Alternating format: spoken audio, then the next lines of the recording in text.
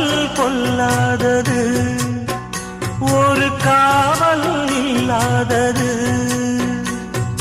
ஊதக்காத்தில் வஞ்சி மாது ஒத்தையிலே வாடும்போது போர்வை போல பொத்தி அணைப்பே.